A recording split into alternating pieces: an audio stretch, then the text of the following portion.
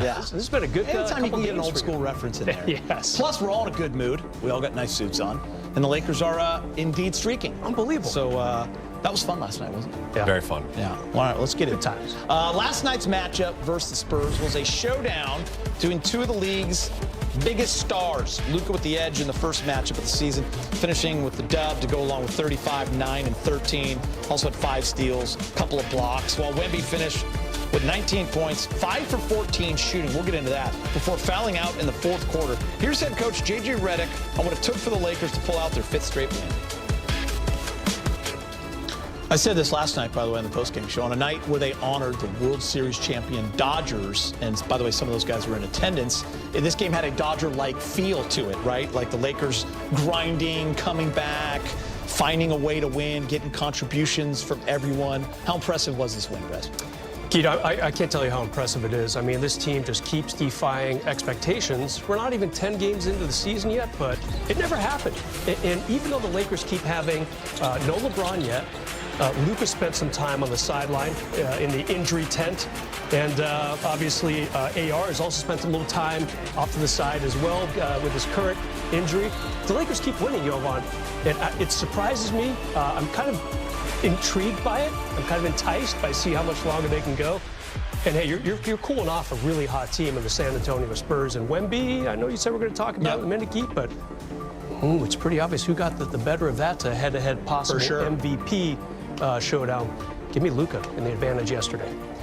This was the best win of the season, the best defensive performance of the season for the Lakers. I know we're going to touch on that in a second, but one of the few nits that you could pick with the Lakers start was maybe the schedule and the caliber of opponent that they had played. That had been one thing that, like, I've been singing the praises of the Lakers start, but some people would be like, well, who have they played? Who have they actually beaten? Well, they just beat the Spurs, who are number 2 in the West, going into last night. Minnesota twice. And Portland, who's been a team looking like a top 6 or 7 team in the West. But like, this was a showdown for the 2 seed in the West, and the Lakers won this matchup, and they won the Wemby minutes slightly. They were +2 in the Wemby minutes, but you take that. Yeah, you take that. That was the margin in this game. But to me, the defensive performance and them just continuing to problem solve on the fly. We've seen them winning the free throw battle, losing the free throw battle, winning the turnover battle, losing the turnover battle. Like, they're winning in all different types of manners right now. And with guys in, guys out, it doesn't matter who's playing. They have a winning culture right now, and I think this was a big culture win for LA. I agree with all of that. And before we get to the way they defended, especially on Wemby, because I do want to get to that, I just have to say it was a grind for every fan watching, all of us. The game took 11 hours. The Dodgers stuck around because that's what they do. They always win it late. But like the refs were a mess. There were 66 fouls. But the way they defended Wemby, President, it started out on the very first possession. They go zone, and then they go man-to-man, but always had a body on him. They doubled. They showed him different looks, different guys. Rui, Ayton, all of them. It was actually, I just don't know if you could defend him better than that. You know, it's funny, coming into the season, I would have said, okay, the Lakers have 2 big question marks. How's the bench scoring? It wasn't very good last season. And probably more importantly, how's the defense going to be? Obviously, AD's been gone since February. You lose Dorian Finney-Smith during the offseason. He opted out and joined Houston with a free agent deal. How's the defense going to look? And I would say J.J. Redick last night loved his quote about Rui. That was the play of the game. I'm going to disagree. That might be the play of the season so far for the Lakers. Very emblematic that it was indeed a defensive play. Because I would not have guessed this, 3 weeks ago when we started up. The Lakers have been playing good enough defense to win these games. And the offense, obviously, Luka, AR, whoever's healthy, whoever's not, the other one seems to take turns stepping up, scoring just enough points to get them over the 100 mark, and they play just enough defense, too. 3 of those fouls, too. Marcus Smart got the first 2, one on a charge and then immediately in a block, and then obviously we had the Rui charge. Pretty impressive. Yeah. I thought the physicality against Wemby was really impressive, and that's not been a hallmark of this Lakers defense. I think that's been something that JJ has continually challenged them on, is to be more physical, to pressure the ball more and get into guys more. And I thought they did a great job starting with Rui, but also Vando coming in, Ayton being matched up on him. They were switching a lot. So we even saw like Dalton Connect, who's not known for his defense, get into Wemby and pressure him and be physical. And I thought they were pushing him off of his spot. So if he's trying to post up 12 feet, 14 feet from the basket, now he's catching the ball 16 feet, 18 feet, 20 feet out. and that just changes the dynamic of the Spurs offense. So I thought they did a really good job of disrupting him. I even saw Nick Smith Jr. get switched on him one time, had his arm in him, and actually poked the ball away. So it didn't matter who was on him. Their job was to be physical with him. Arm bar. And yeah, it was actually great. By the way, I just have to say this before we go on. That ending was absolutely wild. It made no sense. You went from thinking, I just don't know if the Lakers can win, to they're winning, to wait, maybe they're not, because Marcus Smart just made a play that he hasn't done since probably he was 6 years old. Yeah. And then the missed free throw, the ball off the knee, and then the foul. It was wild. It was wild. Yeah, we've all seen a lot. It was emotional. It was phenomenal. Yeah, it worked out. The panic meter, it was going crazy in here, like it was rising and falling. You were 10, weren't you? Yeah, I wasn't happy for a couple of those things, but we got through it. Luka Doncic continued his historic hot start to the season after scoring 35 in the win over the Spurs. Luka now holds the record with the 3rd most points scored all time through the first 5 games of the season. Only Wilt sits ahead of Luka in the record books. For more, here's Luka on the Lakers' impressive comeback win. The feeling is I'm enjoying very much playing with these guys. Like you say, our AR can play. We're still missing Bron, so this team has a big potential. But everybody steps on court, gives maximum, man. Everybody. So it's very enjoyable to play. Yesterday, somebody asked Victor about playing you, and I have the quote. I believe going to turn 22 in January. What's it like playing against him now, and what do you think it's gonna be like playing against him as he understands and masters the game? Yeah, I mean, I already think he did, but obviously, what's this, his 3rd year in the NBA, and he's playing at MVP level, which is insane. So, I have much respect for him, much love, and I really enjoy these games. Playing against him, it's very tough. Guarding him and going against him in offense is very tough. But I think he's going to improve more. So it's always fun to play against guys like that, and I have so much respect for him. I want to get into Luka's historic run in a moment. As Luka said last night, this was some inefficient basketball from him, at least from what we're used to seeing to his standards. He was hounded all night, doubled, picked up full court. It wasn't an easy offensive night for anybody, but for Luka, he's just 9 of 27. But he did hit 4 threes, but he ends up with 35. He gets to the line, had 9 rebounds, 13 assists, and 5 steals. So however you want to chalk it up, inefficient or not, I mean, he's still putting up those numbers, Brez, and getting the win. Yeah. And leading. Sorry, Luka. And leading. Inefficient or not, you still drove your team to victory. I mean, let's not forget, last week, this guy was sitting out some games because he was hurt. So, 4 game in Game 7 against the Celtics.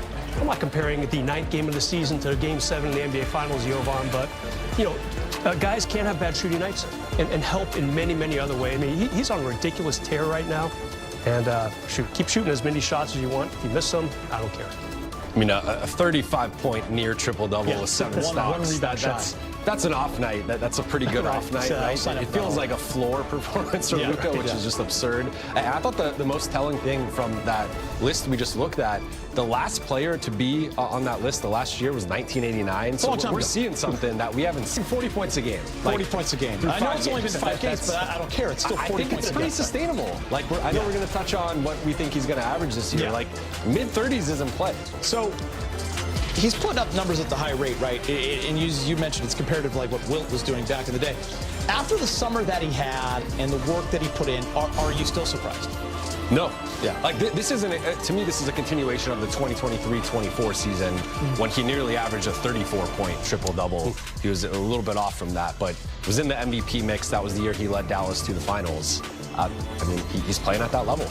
The closest comp I can remember for any Laker that I've covered in my 22 years around the team, Kobe had a similar stretch in the 06-07 season. Things were not going so well. They had got knocked out by Phoenix the last 2 years in the first round. Kobe said, all right, I'm going to strap this team on my back and see what we can do. He had 4 games where he scored more than 50. 2 of those games, he had more than 60. So this reminds me a little bit of that. There's one big difference, though. First of all, you got a guy named LeBron James coming back to this team, and you've got AR just showing everybody what he can do. And these are coming in wins. Yeah. And this team's good. With some apologies to the team that Kobe had to do that on. Lamar Odom was still. Apologize to Chris Mim right now. There you go. And Kwame, sorry. I don't even know if he was still on that team. Bottom line, this team has higher expectations. That 06-07 team did not make the playoffs.